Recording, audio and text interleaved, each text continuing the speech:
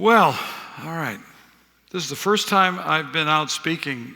I've been out on an airplane since December of 2019, so it's weird. The airport was really a weird experience. I couldn't even remember what I put in the bin when I check in.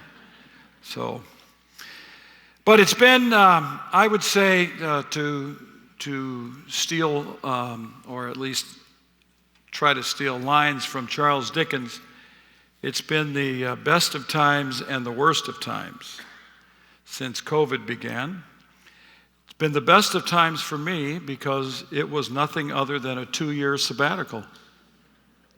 We didn't have classes on campus hardly. I didn't travel. I just got to stay home and study and write and got things done. And I got 5 things done for InterVarsity because of COVID. So I'm thankful for COVID. Not much, but a little bit.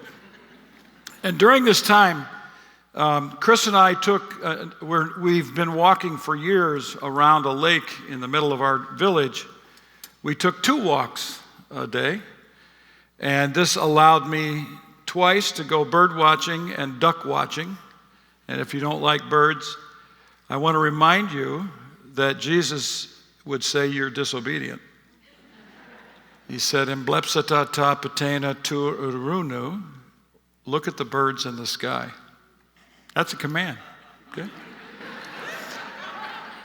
So on our lake last year, we were treated to 2 months of shovelers, which we don't very often see. These are ducks that were fantastic. And this year, we've had about 30 wood ducks, which are some of the most beautiful ducks in the United States. So it's been good. And we've enjoyed our time off, but it's also the worst of times for so many reasons. And I want to talk a little bit about that. I was just pondering the significance of what Paul said in Colossians chapter 1 to the Colossians, that he is filling up the sufferings of Christ. And I think this could be a thematic passage for Christian leaders in the United States today during COVID, is to endure the sufferings of Christ in the missional sense. But we have experienced COVID as a physical threat to all of our existence, and many people are living in high levels of anxiety. And then there's Texans. I think it's fair. Not all Texans, of course, but we get to stereotype Texans because they think that they're worthy of stereotypes at times. But this winter, Chris and I drove to Florida, and the minute we began to hit Indiana, everything changed. From Chicago and Illinois, we were under serious lockdowns, and then all the restaurants were filled, and no one was wearing masks. And we thought it was really a strange experience. But so many people have been infected by this disease. And it has been an infection that has, of course, taken the lives of hundreds of thousands of people.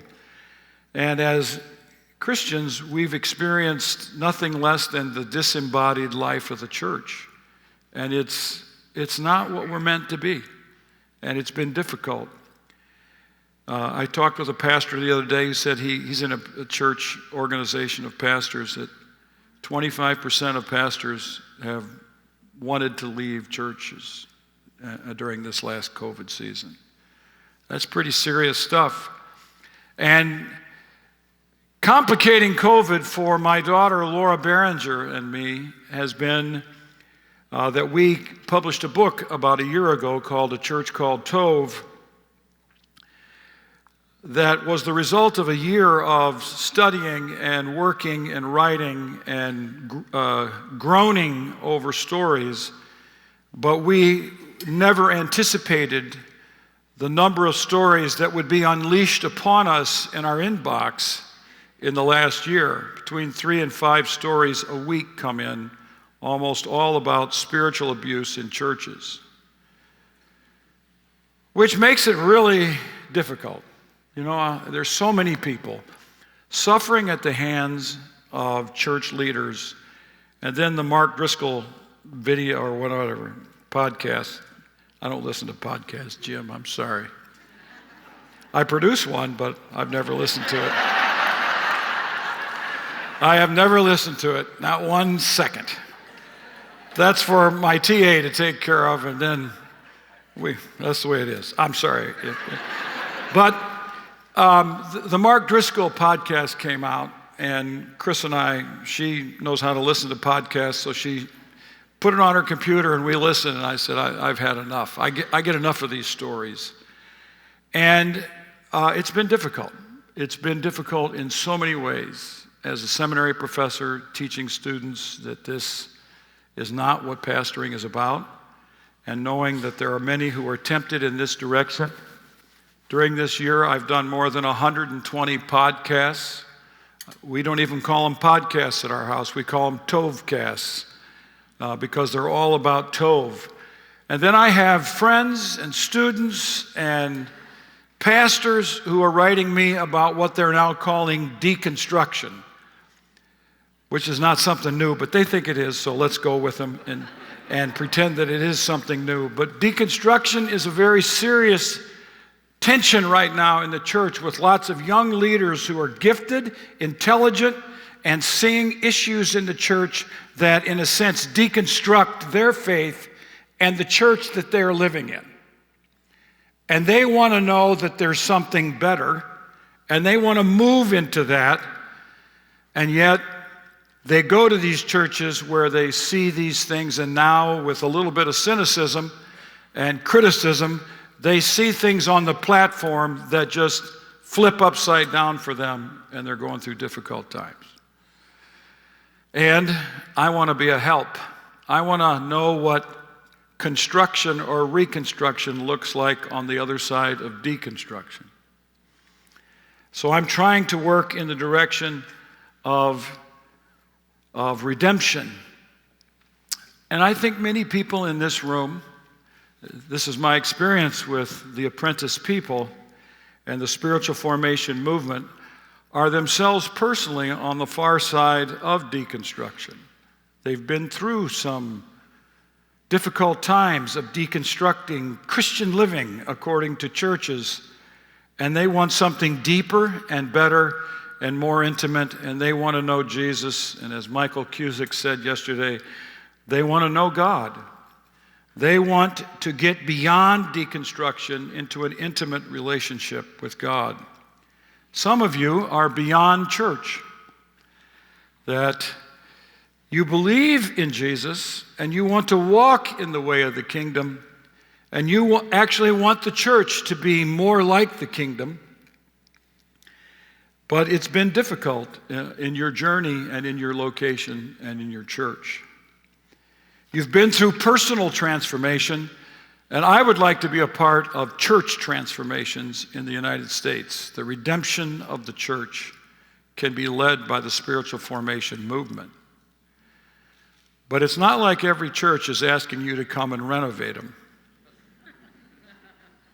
And The Renovation of a Church, a book written by Kent Carlson and Mike Lucan, is a story of a church that discovered Dallas Willard, and they deconstructed their Willow Creek model and formed a Dallas Willard model, which cost them a lot of money and a lot of people in the church, because that's not what people come to church for.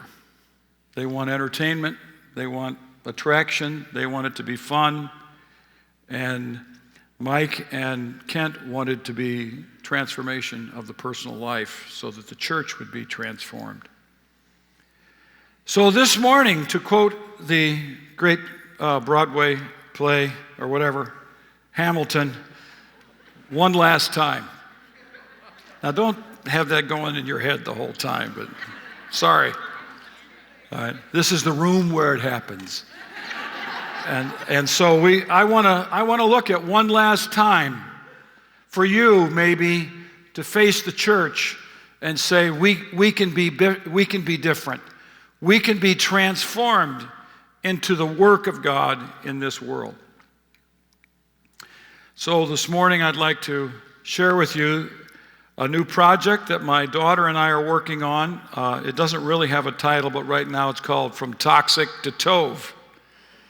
How do we transform churches from toxic power structures and toxic fruit growing into churches that are marked by Tove. And so we're working on this project right now, and we're going to facilitate and illustrate Tove in churches and transformation in churches with 3 really wonderful models of leaders that went through the process with their churches. And I want to talk a little bit about that. But by Tove, this is the Hebrew word for good or goodness. It's a catchy little word. Use it. Protestants are allergic to the word good. The only passage in the Bible that they know where the word good occurs is "there is none good, no, not one," which they memorized in their Navy pack when they were in college. Bible verses. But God is Tove, and everything God does is Tove. And his creation is Tove. Tove, Tove, Tove, Tove, Tove in Genesis 1, and then Tove Ma'od, very good. And God calls us to be people of Tove and to pursue Tove and run from Ra, evil. The publisher wasn't so keen on Tove, but getting Ra was more than an appeal that we could use. So we got one Hebrew word in a title, and we consider that an amazing accomplishment, knowing what editors can be like when you propose titles.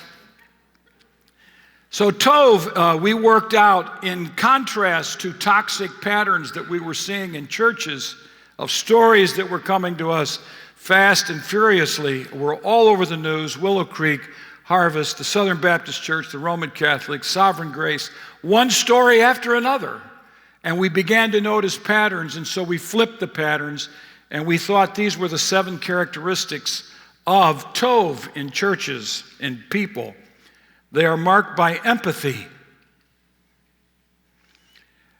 That is, they feel pain with people who are in pain.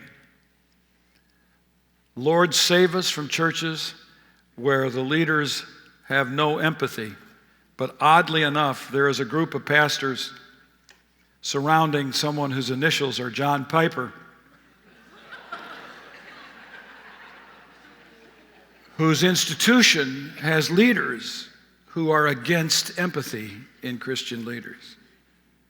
Save us from those institutions. We need people like Jesus, who was moved to tears when he saw people in pain and lepers, people who were socially excluded by prostitution and by sinfulness.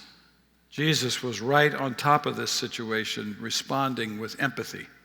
We need grace, not only empathy, but we need grace. And grace is a magical word in the Bible that unleashes a world of love. Grace is not simply that you're lucky to be one of the elect. Grace is the unleashing of God's love toward people who've rebelled against him, to draw them into his arms and to draw out of them gratitude and reciprocal benevolence of giving back to God. And then they become agents of transformation and grace in this world. Grace. A third characteristic is that they make people first. When leaders in churches don't know the names of anybody they're preaching to, they're not preaching to those people, they're preaching to heads. But we need churches that are marked by knowing people's names and knowing people's stories and knowing the names of people who are in those stories, so that we can become people who know the people we are ministering to. And I'm at an age where remembering names is not so easy. I remember old names, okay, but student names, and it really bothers me. I feel like I can't teach students till I know their names. And it used to be the first day I could learn 60 or 70 names. Now I'm hoping in the first month to learn those names. But this is vital, I believe, for teaching and for leading. A fourth characteristic of a Tove church is that it cares about truth. It doesn't spin stories about people in the church in fearing of bad reputation. It tells the truth. A fifth is that it pursues justice, which is doing the right thing at the right time. Sometimes we do the right thing, but it's way too late. But we still do the right thing, and that's better than not doing the right thing. But justice is perceiving in the moment that something is wrong and something's not right, and doing something about it at that point to the degree that someone can. Sixth, it's characterized by service. Toxic communities are marked by celebrity. They're marked by heroes. Tove churches are marked by service. Not the kind of service that gets any credit, but the kind of service that's done in silence, because they're concerned about serving other people, not getting credit for serving other people. And there's a huge difference. And finally, the summary of Tove is that it's all about Christ-likeness. It's all about Christ-likeness. In these Tovecasts that my daughter and I have been doing throughout this last year, one of the most common questions that we are asked is, what can we do about a toxic church culture? I mean, we get this question 5 times a week. And I wish I could just spin something out there and it would all go away. But we live in a corrupted church world as well, and we want to be a part of redemption. You have seen in your lives the transformation of yourself over time in listening to Dallas Willard and Richard Foster and James Bryan Smith. I think I got all the trinity of spiritual formation. Oh, and then there's Teresa Avila. But you've seen what happens in your life, and the calmness and tranquility and the value of silence that comes into your life, a placidness that is holy and healing. And you want to see that in churches. And during this year, we've talked to pastors endlessly who have been on the process of transforming churches. I even read a business book about this, which I never read.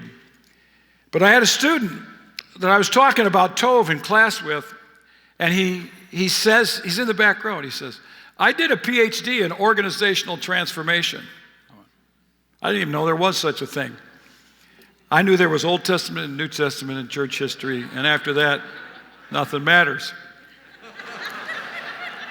But he said something like this: you have some really interesting terms, but none of them are the right terms that we use in organizational transformation. He said, you need to read Edgar Schein's book. So both my daughter and I bought this book, and we read it carefully, and we learned so much from it. Of course, it's not made for the Christian world. It's not made for Christian institutions and churches. So we had to adapt it, but we learned a lot from it. And we've been working on this project for a year, and I would like to share with you, this is the first time I've talked about this in public, so it's not very smooth, but it's pretty good, I got to tell you. So I want to share with you some of the things that we've done. We've developed 7 major habits of churches that can be transformed, of transforming churches. And I don't really have time, or anywhere near close to time, to deal with all of it. So a couple of points I just want to make quickly, and then I want to dwell on some other topics. I have 13 minutes left. The first is you have to discern your culture. And we have a questionnaire that we're developing to help people do that. But I want to say that this is the most difficult thing you will do. And it is the most intangible, invisible thing you will do, because the culture that is formed in your church is invisible and irresistible. and you got to figure out what's going on, and it's not easy. So we've worked on that. A second is you have to form a coalition of transformation, and there is a tendency of pastors to think that they can preach a series of 7 sermons and transform a church and announce it to the world, package it, give it to Zondervan, and it becomes a viral program that nobody has seen work yet. But it's very difficult to form a coalition because you're going to have to listen to people, and it's not going to just be what you want, because you have to get people on board in order to transform. This is how church cultures form. They don't form because someone says we need a culture. They form, and then you participate in that culture. And to transform a culture is a lot of work. Third is it's one step at a time. For those of you who are pastors, senior pastors in positions that can make something like this start, this is the standard statement that is made in the business world and confirmed by pastors that we've talked to. 7 to 8 years is a minimum time, and maybe a decade.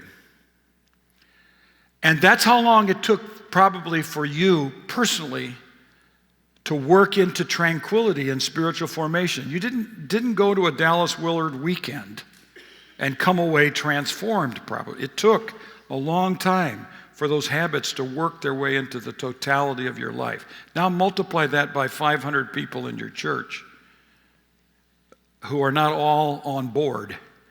And that's what, so one step at a time. Those are 3 quick ones. All right, now, the fourth one is this.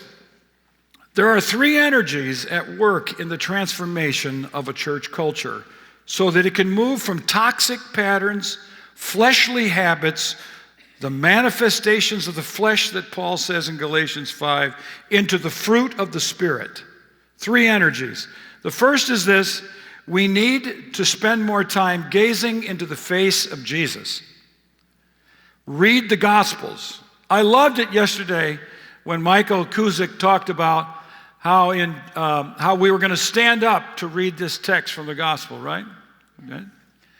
In liturgical churches, we can sit through the Old Testament lesson and through the Psalm and through the New Testament lesson, but when the Gospel is read, we stand up because now we're looking into the face of Jesus. The Gospels are the first 4 books in the New Testament for a reason, because they're the Gospel. That might surprise some people. They are the Gospel, and because they present us with the first thing we want to know. As the Torah starts the Old Testament, the Gospels begin the New Testament, and we stare at Jesus. The second energy that we need is the Spirit of God. We need to pray for the Spirit of God to awaken people's lives. You can't coerce the Spirit into people. One of the great questions last night on the platform was sort of, can you prepare yourselves for a thin place? I think you can, but you can never guarantee that a thin place is going to be thin. It's sort of like bumping into the back of the wardrobe when sometimes it opens up into Narnia and sometimes your nose bumps against the wood. You can't guarantee that the back of that wardrobe is going to open up into Narnia. So we need to pray for the Spirit of God to be at work in people's lives, individuals and groups and leaders, so that they will hear the Spirit and the Spirit can transform them. And third, we need grace, which I've already talked a little bit about. We need the grace of God because we have formed some very unhealthy cultures in our churches that we think are normal and good, and they're not. And it's going to take illumination to see these weaknesses, and it's going to take the grace of God to forgive us of these graces. So we need the grace of God at work, flowing from the soils through the trees so that the fruit that is manifested is healthy. Okay? Fifth, character is the first step. We need to focus on character. I can tell you that when churches are seeking the next pastor, when church search committees are looking for the next leader, almost always they're looking at platform presence. How do they do up here?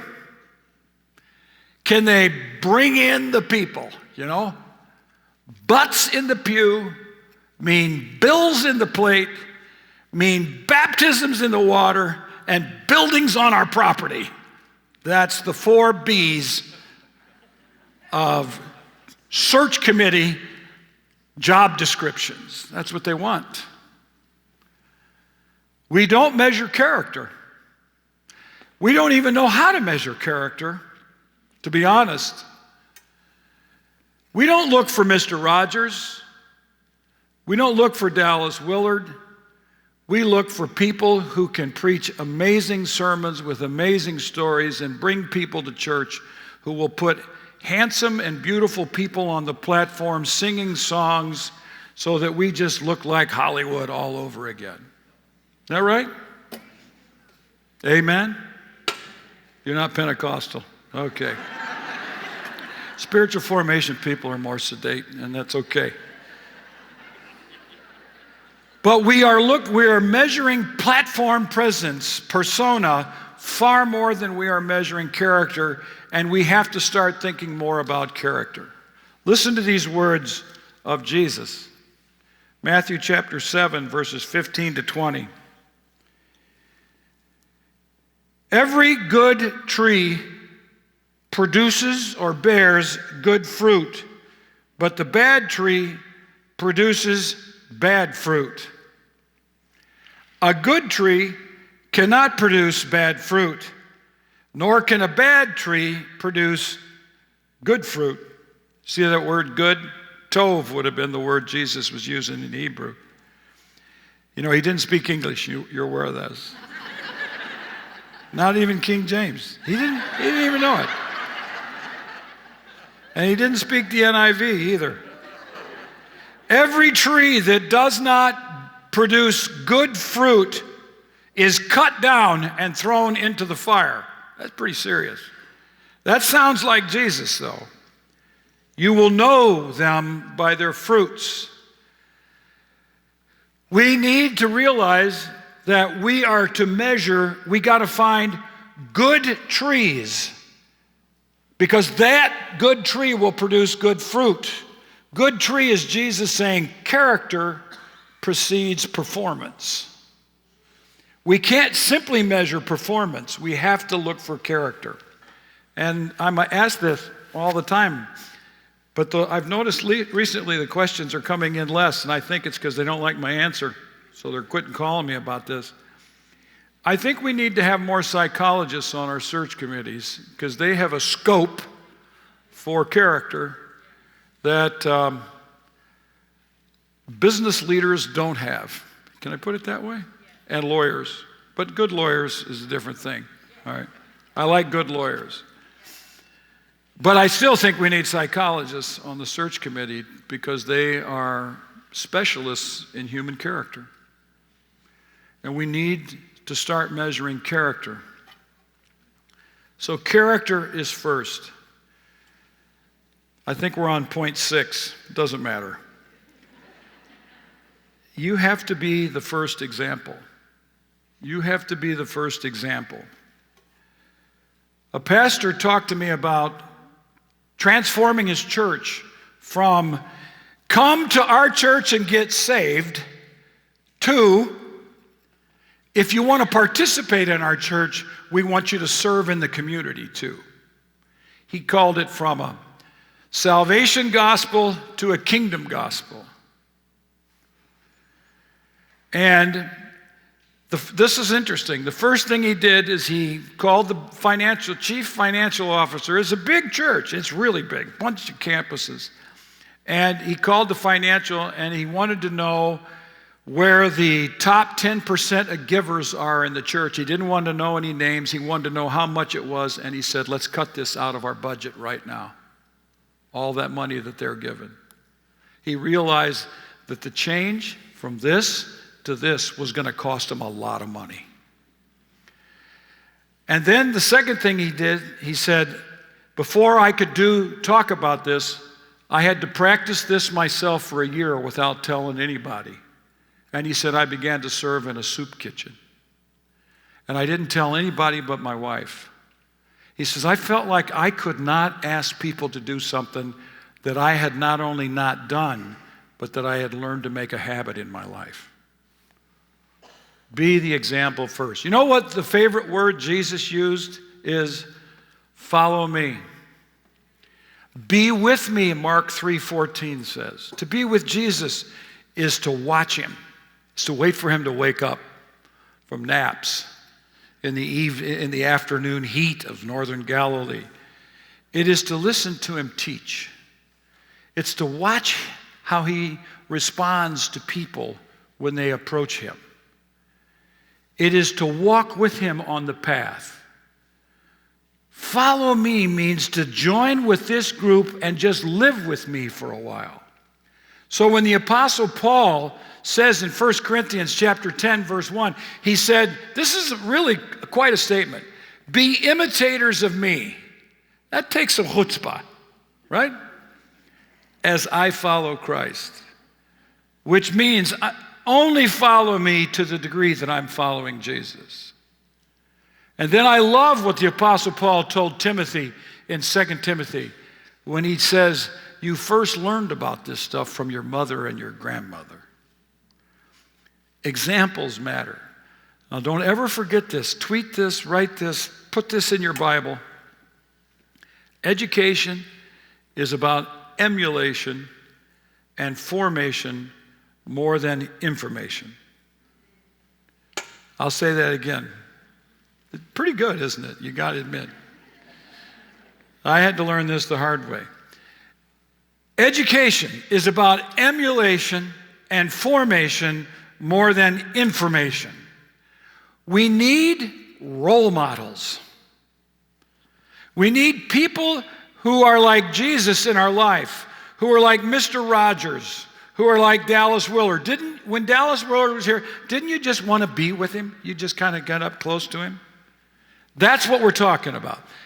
Every church deserves people who are emulatable in the church. Churches that don't have emulatable people are toxic. Emulatable people turn toxic situations into Tove. Okay. The last point in the last 30 seconds is power, which takes 10 minutes, but I won't take that long. We have 5 kinds of power that we can use as Christians. Power over is to dominate people. Now here, let me say this. No transformation in the church occurs without power. If you have no power, there's not going to be any transformation in your church. You can work on yourself, but you got to be in a position to make something happen. You got to be in the room where it happens. All right? It's the only way. We can talk about that, but it's the truth. People want to exercise power over, they want to dominate. This is not Christian. Power to influence is the capacity to dominate. So power over and power to. Christian power becomes Christian first when it becomes a power over and a power to a power with, where we share power that comes to us by the power of God's Spirit. Power with. It becomes even more Christian when that power with becomes power for, when I begin to use my power that I have in your life for your growth in Christ. Not by coercion, not by power over, not by power to, but by presence and power for. And then it becomes fully divested power in a Christian, Christ-like sense when the power becomes power through, when it moves from God through us into someone else's life so we empower them to do what God has called them to do, and we take our hands off. Transformation will never occur until we learn to have the Christian sense of power. And believe me, this is where toxicity has its deepest roots in churches. People with the power like it. It's intoxicating, it's sickening, and it's fleshly. And we want to live in the Spirit. And when we live in the Spirit, we will use our platform for the good of others and hand it off to those who are gifted for those things.